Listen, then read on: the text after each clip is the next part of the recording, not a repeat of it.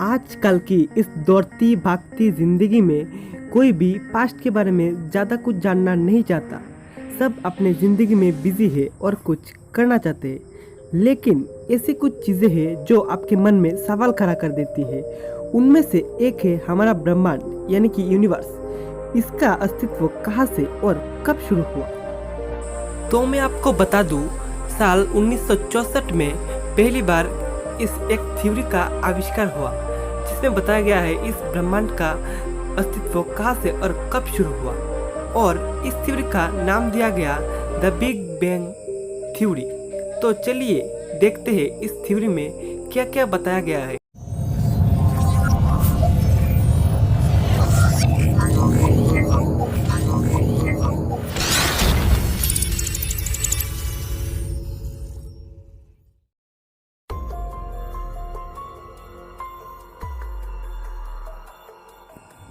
तो करीब 1400 अरब साल पहले पूरा ब्रह्मांड एक बिंदु में समाया हुआ था। उस बिंदु का अचानक किसी रहस्यमय कारण से विस्फोट घटा। शायद उस बिंदु में मास, एनर्जी और हीट बहुत ज़्यादा थी, इसलिए वो विस्फोट घटा।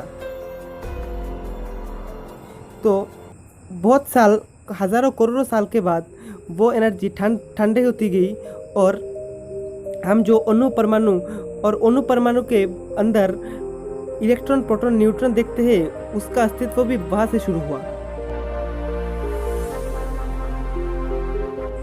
पहले दो तरह की चीज़ें बनी, मैटर और एंटीमैटर। मैटर वो जिसके अंदर अणु परमाणु, इलेक्ट्रॉन, प्रोटॉन, न्यूट्रॉन है, और एंटीमैटर उसके ठीक विपरीत। तो वो दोनों अलग अलग है, इसलिए वो दोनों एक दूसरे को ख़त्म कर देते थे। लकीली एक मैटर बच गया, उसका भी विस्फोट घट गया और सब कुछ पहले से नए से शुरू होता गया। दूसरे विस्फोट के बाद, यानी कि दूसरे बिग बैंग के बाद, अणु परमाणु एक दूसरे के करीब आता गया, वो भी एक बल के चलते, और उस बल का नाम है ग्रेविटी, यानी कि गुरुत्वाकर्षण बल।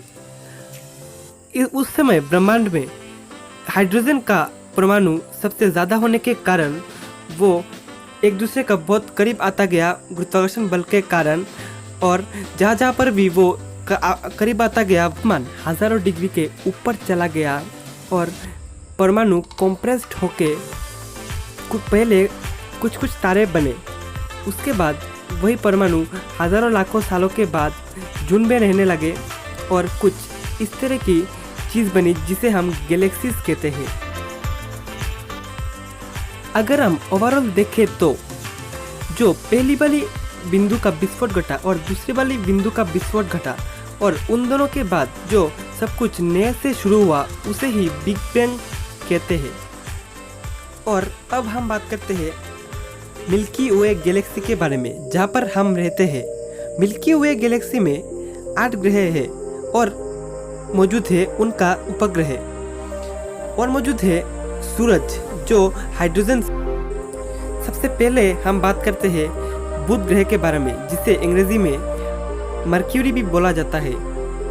इस बुध ग्रह सूरज से सबसे ज़्यादा करीब है और सबसे छोटा ग्रह है। ये शुक्र ग्रह पृथ्वी से काफ़ी मिलता जुलता है, और इसे पृथ्वी का ट्विंस बोला जाता है। अब हम बात करते हैं मंगल ग्रह के बारे में, जिसे अंग्रेजी में मार्स भी बोला जाता है।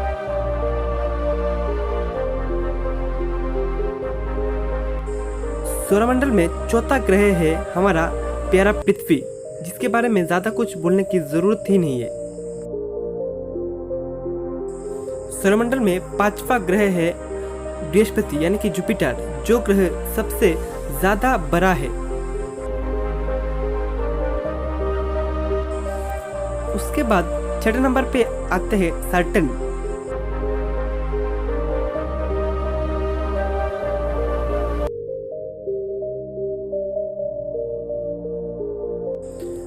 और आखिर के 2 ग्रह हैं यूरेनस और नेपच्यून, जो सूरज से सबसे ज्यादा दूर पर है।